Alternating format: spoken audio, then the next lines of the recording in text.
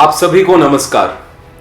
भारतीय युवा कांग्रेस की इस खास सीरीज वतन का बुरा हाल जागो केंद्र सरकार सोच से सोच की लड़ाई में आपका स्वागत है। आज के हमारे इस पहले एपिसोड में हमारे बहुत ही खास मेहमान हैं भारतीय राष्ट्रीय कांग्रेस के तेज तरार प्रवक्ता जो अपनी वाणी से और तथ्यों से पूरे देश में सत्य की आवाज को बुलंद करने का काम कर रहे हैं माननीय Shri Pawan Khera ji. Thank you sir for joining us. Sir, आज का पहला सवाल आपसे, क्योंकि ये युवा कांग्रेस की सीरीज है और युवा जिसको देश का भविष्य कहा जाता है, वो युवा आज अपनी ऊपर की पीढ़ी को, अपने पेरेंट्स को, अपने ग्रैंड पेरेंट्स को दिल्ली के बॉर्डर पर खतरे में पड़ा देख रहा है। एक तरह से एक आउटसाइडर, एक टेररिस्ट की तरह उन्हें ट्रीट किया जा रहा है, बॉर्डर्स पे कील लगाए जा रहे हैं।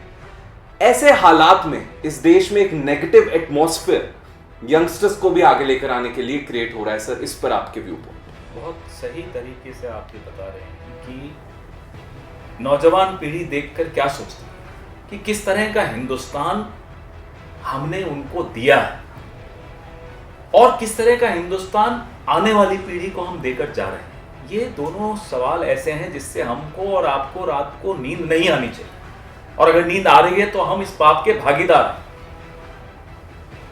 अपना ही देश, अपने ही किसान, और ये वो किसान हैं, ये आत्मनिर्भरता का जो नारे लगाते हैं मोदी जी, इनको ये समझना चाहिए कि इन्हीं किसानों की वजह से आज देश आत्मनिर्भर हुआ है।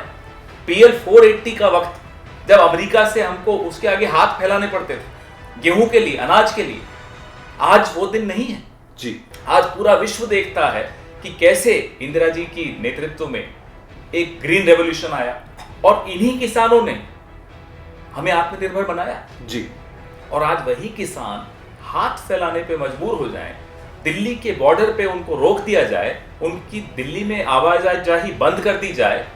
ये हमारा ही देश है, ये हमारे ही किसान है। ये तो हवाएं हैं मोदी जी, इन्हें तो इस देश का इतिहास नहीं मालूम। इसलिए बड़ा दुख होता है कि किस तरह से हम अपने किसानों के साथ, हमारा जो रवैया है हमारी सरकारों का, ये बहुत ही ज्यादा निंदनीय है। Sir, national crime bureau NCB की एक रिपोर्ट ये हाईलाइट करती है आंकड़ा कि देश में 2019-20 में प्रति 1 घंटा एक युवा ने बेरोजगारी के कारण आत्महत्या की। A very worrying statistics that is in front of us. Sir, जिस देश के प्रधानमंत्री ने उस सिंहासन को 2 करोड़ नौकरियां प्रति साल देने के वादे पर पाया हो और अनएम्प्लॉयमेंट रेट हिस्ट्री में सबसे ज्यादा आज इस देश को देखना पड़ रहा है, तो युवा के पास कोई ऑप्शन नहीं है, देश छोड़कर भागना पड़ रहा है। ब्रेन ड्रेन रेट साथ साथ इंक्रीज होता नजर आ रहा है। ये आप उस युवा की बात कर रहे हैं who can afford to leave the country. What about the countless youth who cannot leave his city, his village, because there are no opportunities, there is no promise in his or her future. We should address the problems of all these categories of the youth which we are talking about. जी sir. बचपन में जब हम छोटे थे, film थी जिसमें बड़ा अच्छा एक बात थी कि जिस देश का बचपन भूखा हो उसकी जवानी क्या हो। यहाँ आप हंगर इंडेक्स पे देखिए, आज हिंदुस्तान लुढ़क रहा है, उस पायदान पर भी विश्व में लुढ़क रहा है। बचपन भूखा है, जवानी बेकार है। इस देश को हम कहां ले जाएं? और हम सिर्फ हर महीने नया एक नारा दे देंगे देश को और सोचेंगे देश व्यस्त हो जाएगा, देश तालियां बजाएगा। आपको तालियां मिल जाएंगी, एक आध चुनाव में आपको वोट भी मिल जाएंगे, देश को क्या मिलेगा? यह सवाल हम सबको आज रुक कर, हम कुछ भी पेशा रखते होंगे, आप भी एक पेशेवर हैं, मैं भी पेशेवर हूं, पत्रकार भी हमारे बीच में, जुडिशरी में भी लोग हैं, सबको रुक कर एक बार ये सोचना चाहिए कि जिसको जो चाहिए उसको तो मिल रहा है, क्या देश को मिल रहा है? आप विदेश जाते हैं तालियां बटोरने, आप देश में नारे देते हैं तालियां बटोरने, देश को दे क्या रहे हैं उसके बाद? आपको देश ने भरपूर प्रेम दिया, मोदी जी को ये शिकायत इस देश से हो ही नहीं सकती। 303 सीटें दी आपको, प्यार दिया आपको, आपकी हर बात मान ली। कुछ लोग हम थे जो हम हमेशा उस वक्त भी प्रश्न उठाते थे कि ये बात गलत है। आपकी नोटबंदी आपने कर दी, आपने GST जिस तरह से लागू किया, आपने अलग अलग तरह के कानून ले आए बिना लोगों की सलाह लिए, आपकी हर बात मानी। अब वक्त आ गया है कि आप देश की बात मानिए, देश के किसानों की बात मानिए, देश के नौजवान की बात मानिए। आप बताइए, आप भी स्टूडेंट रहे हैं, ज्यादा साल नहीं हुए आपको स्टूडेंट रहे हुए। अगर फी हाइक के खिलाफ आप आंदोलन करते हैं और आपको देश विरोधी कह दिया जाता है, टुकड़े टुकड़े गैंग कह दिया जाता है, तो आप पर क्या गुजरती होगी? बहुत सैड स्टेट सर, बहुत अहम सवाल आपने उठाया। और जहां आपने इकोनॉमी की बात की तो वहां बजट अभी अभी पेश किया गया, तो बहुत एक अहम बात इस देश में उठकर आती है। कहा जाता था कांग्रेस ने 60 साल में कुछ नहीं करा, इन्होंने एक प्रोपेगेंडा सा चलाना शुरू कर दिया। पर आज नजर आ रहा है कि नेहरू जी से लेकर राजीव जी और नरसिम्हा राव जी तक बनाई गई एक एक चीज को बेचने का काम ये कर रहे हैं। सर, पीएसयूज के साथ जो इस देश में हो रहा है, अगर एक एक करके हमारी पब्लिक सेक्टर अंडरटेकिंग बिकने लगेगी, प्राइवेटाइज होने लगेगी, तो देश में गवर्नमेंट नौकरी का जो चार्म और उसको पाने के लिए जिस तरह का संघर्ष हुआ करता था, तो क्या हर कोई 2-3 क्रोनी कैपिटलिस्ट्स के अंडर होके बैठ जाएगा? सर, मोदी जी को ये बात नहीं समझ में आ रही कि उस वक्त जो हमारे फोरफादर्स की विजन थी, वो विजन यही थी कि कुछ नवरत्ना कंपनीज बनाएं और देश की जो धरोहर है, जो रिसोर्सेज है, नेचुरल रिसोर्सेज हैं, मिनरल्स हैं, वो उसी के थ्रू उसका प्रबंधन हो और हम उसको मोनेटाइज करें, कैपिटलाइज करें। ये कहते हैं 70 साल में कुछ नहीं हुआ। 7 साल में जो आप बेच रहे हो, वो तमाम 70 साल की लिस्ट उसी में मिल जाएगी आपको, हमारी गतिविधियों, हमारी उपलब्धियों।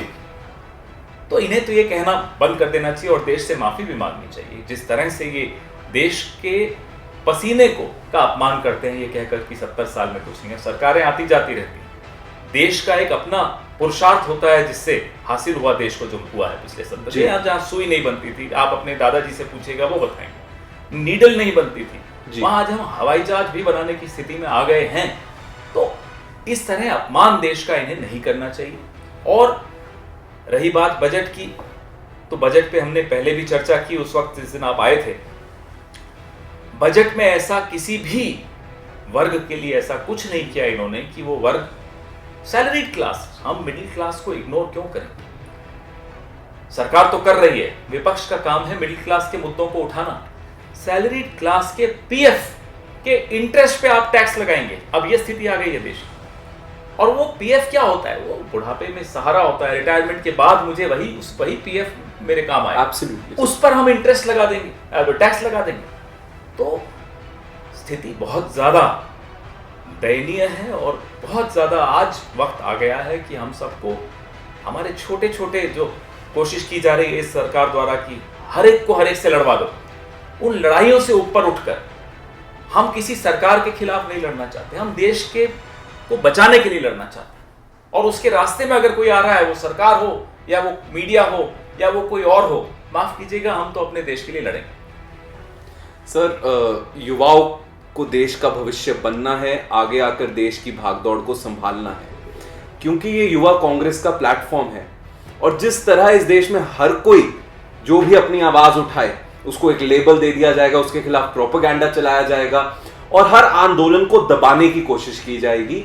ऐसे माहौल में युवा कांग्रेस के प्लेटफॉर्म से हिंदुस्तान के युवाओं को आपका मैसेज कि किस तरह युवा अपनी इस जंग को अब जारी रखे और इस डिक्टेटरशिप और ऑटोक्रेसी से वापस डेमोक्रेसी को चले। देखिए, ये लोग होते कौन है सर्टिफिकेट देने वाले? ये सवाल युवाओं को अपने दिमाग में सबसे पहले, डरिए मत, किसी लेबल से मत डरिए, किसी सर्टिफिकेट से मत डरिए। आपका जमीर, आपकी जो अंदर की आवाज है, उसको बुलंद करिए। वही आवाज आपको पूरी जिंदगी काम आएगी।